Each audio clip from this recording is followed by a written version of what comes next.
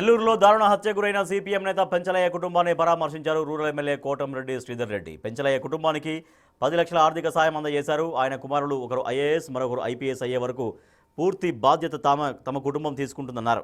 నిందితులకు కఠిన శిక్ష పడేలా చర్యలు తీసుకుంటారన్నారు కోటంరెడ్డి. పెంచలయ్య ఆశయాలను ముందుకు సాగించే కార్యక్రమంలో ఆర్డీటీ కాలనీ వాసులకు తన పూర్తి సహాయ సహకారాలు ఉంటాయన్నారు. తక్షణమే ఆర్డీటీ కాలనీ అభివృద్ధికి 50 లక్షల నిధులు మంజూరు చేపిస్తారన్నారు. ప్రభుత్వంతో మాట్లాడి పెంచలయ్య విగ్రహాన్ని ఆర్డీటీ కాలనీలో ఏర్పాటు చేసే విధంగా ప్రయత్నం చేస్తానన్నారు ఎమ్మెల్యే కోటంరెడ్డి.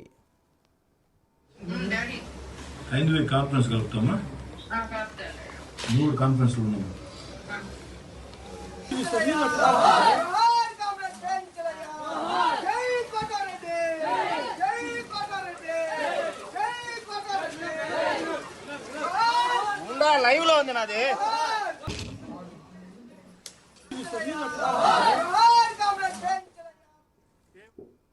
నియోజకవర్గం 24వ డివిజన్ ఆర్డీటీ కాలనీలో సిపిఎం పార్టీ నాయకులు పెంచలయ్య స్థానికంగా ఉన్నటువంటి తెలుగుదేశం పార్టీ నాయకులతో కలిసి పార్టీలకు అతీతంగా గంజాయికి వ్యతిరేకంగా పోరాటం చేస్తున్నారు.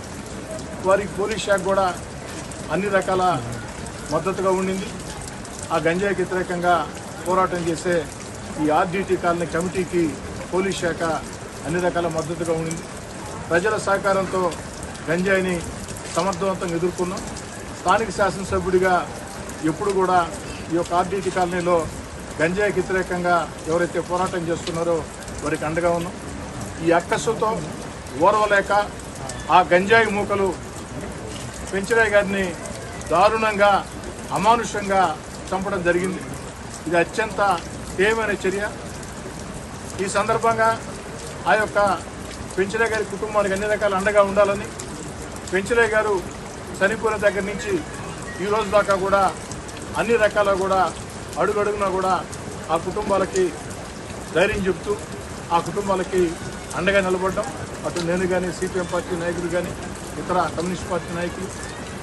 అయితే కేవలం అండగా ఉండటం కాదు, ఏదో నివాళి అర్పించామా, పెంచలయ్య గారి చిత్రపటానికి పూలమాల వేసామా, వెళ్ళామన్న ధోరణ కాకుండా ఆ కుటుంబానికి అన్ని రకాల మేలు చేయాలా.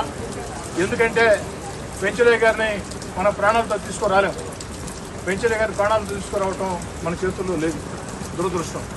కానీ 3 అంశాల మీద ప్రతి ఒక్కరు దృష్టి పెట్టాలా. ఒకటి, పెంచలయ్య గారిని దారుణంగా చంపినటువంటి వ్యక్తులకి కఠినంగా శిక్షలు పడాలా.